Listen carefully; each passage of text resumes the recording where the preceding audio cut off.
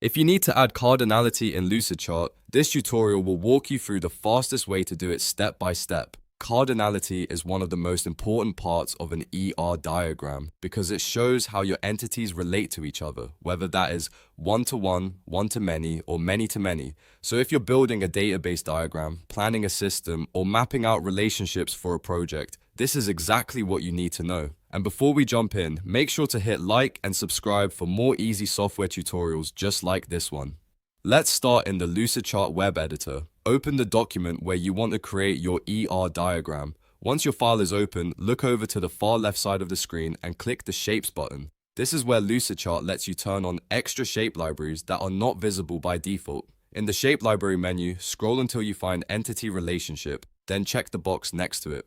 This enables all the ERD shapes and relationship tools you'll need for cardinality. After that, click Use Selected Shapes so the library gets added to your left panel. Now that the ERD library is enabled, you can start building your diagram. Drag and drop the entity shapes from the left panel onto the canvas. These are the tables or objects in your relationship diagram. Once they are on the page, double-click each entity to rename it and add your attributes. For example, you might label one entity as customers and another as orders. You can also fill in fields like customer ID, name, order ID, and date.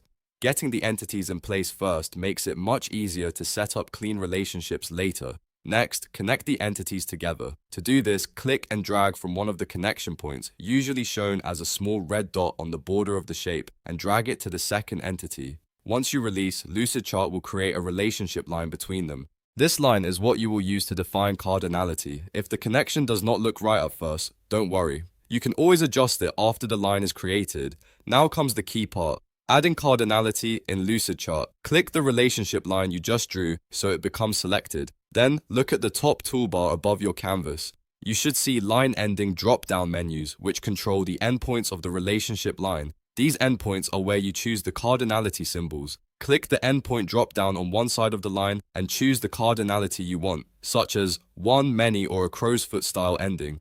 Then do the same thing for the other side of the relationship line. For example, if you want one customer to have many orders, you would set one side to one and the other side to many. If you need optional relationships, you can also choose symbols that represent 0 or 1, depending on the structure you want.